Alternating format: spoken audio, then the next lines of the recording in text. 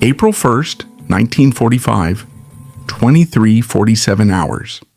Private First Class Robert Chun hunkered down in a shallow foxhole on the southern perimeter of Kakazu Ridge, Okinawa. The darkness swallowed everything. He couldn't see his hand pressed to his face. Across his knees lay his M3 infrared-equipped carbine, a heavily modified M2 weighing over 12 pounds, with its massive scope, infrared spotlight, and backpack battery pack. A far cry from the standard 5.2-pound M1/M2 issued to most GIs in the 96th Infantry Division. Troops mocked it as a car battery with a trigger or dismissed it as gimmicky science fiction. Japanese night infiltration tactics. Japanese forces had perfected night infiltration across the Pacific, from Guadalcanal to Iwo Jima. They avoided daylight American artillery and air dominance by striking after dark in small groups of 10 to 50 men. They slipped silently through tall grass, ditches, and coral outcroppings, armed with rifles, grenades, or satchel charges. Once inside U.S. lines, they opened fire or self-destructed against positions. Flares offered brief illumination, 200,000 candle power for 25 seconds over 300 yards, but blinded defenders for 30 to 45 seconds as eyes readjusted. Perfect windows for infiltrators to close in. Machine gunners sprayed blindly at noises, wasting thousands of rounds for minimal kills.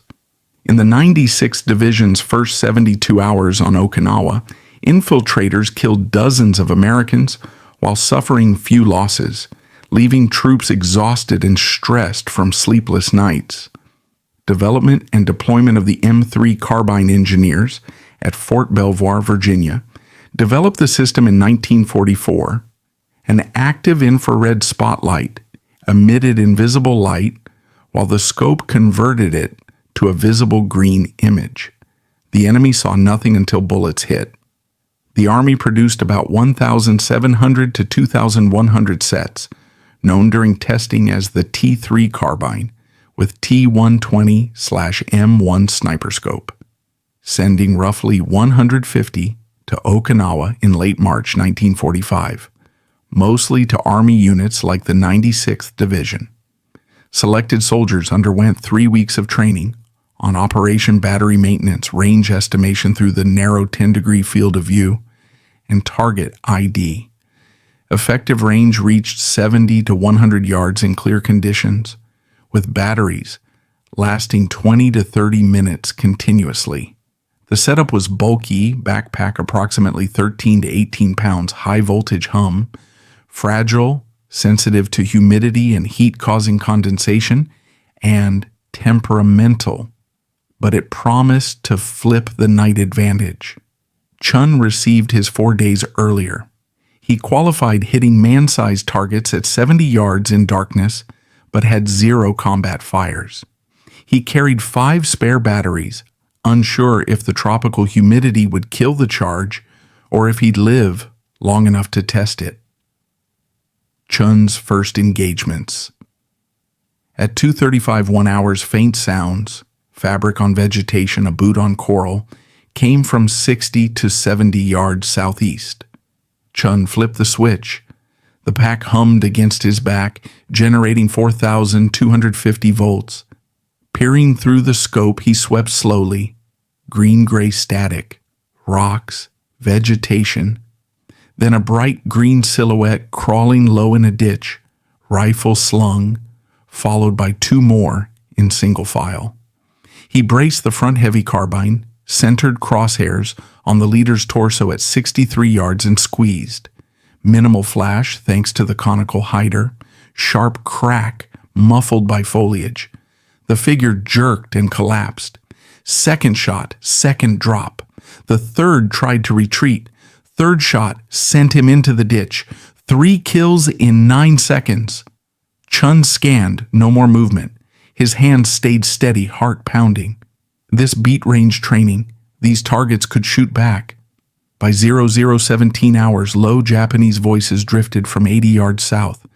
Scanning revealed 4 men behind a fallen tree, gesturing toward the ditch, puzzled by silent deaths. No flashes, no tracers. They shifted west along the tree line. Chun tracked but let them go at the range edge, conserving power. 26 minutes used. 5 minutes later, movement west at 55 yards. 2 pairs flanking through grass. He fired. 2 more down. Battery at 40%. He swapped packs in 15 seconds by feel. Eyes on darkness. Adaptations and challenges. The Japanese adapted quickly. They avoided obvious routes, crawling through thick undergrowth, where the narrow field of view hindered scanning. Chun repositioned to elevated spots with overlapping fire. On April 2nd, from a small rise 40 yards back, he spotted a cautious scout crossing a clearing at 68 yards, led, fired, dropped him mid-stride. 3 followers halted and rerouted east. Learning routes were watched by an invisible foe. At 0312 hours, the scope flickered, overheating and humidity condensation. Chun cycled power in short bursts to cool it, as trained. By 0401 hours, 7 men advanced in a loose line at 73 yards, a boulder push. Chun engaged center mass. They scattered, firing blindly at the main line ahead. Their muzzle flashes betrayed positions in green bursts. He waited for flashes, tracked silhouettes, fired. 4 more down in 23 seconds. 7 dead, 0 U.S. casualties in his sector. Word spread by dawn April 3rd. Other operators reported kills, 6 in one engagement, directing MG fire on a 12-man group. Infiltration attempts dropped 62% in covered sectors overnight. Japanese countermeasures and impact fog on April 5th cut range to 35 to 40 yards. Chun stopped a 10-plus man skirmish line with precise then full auto bursts, 750 RPM, emptying 15 rounds in seconds, downing 7 but expending ammo and battery. By April 7th, infiltrators used flashlights to overwhelm scopes, bright whiteout.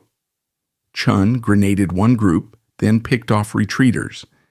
In 7 days, April 1st to 7th, the 150 operators, 3% of infantry, accounted for 30 to 31% of Japanese night small arms casualties, AG 127 of 412 confirmed, while sectors with them saw up to 94% fewer U.S. infiltration losses. Captured orders soon restricted night surface ops, prioritizing caves, ending large infiltrations that plagued earlier campaigns. The system saved hundreds of American lives by preventing close assaults. Plans for 20,000 more sets for Japan invasion canceled after surrender.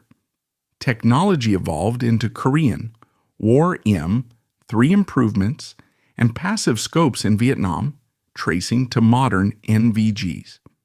Though Robert Chun's individual story remains undocumented in official records, likely due to secrecy, operators' forbidden discussion, most units destroyed post-war, the anonymous operators turned darkness lethal for the enemy. They watched green shapes, squeezed triggers, swapped batteries, and methodically dismantled a tactical edge. Unglamorous, technical, brutally effective. In darkness, one shot at a time, they pioneered owning the night.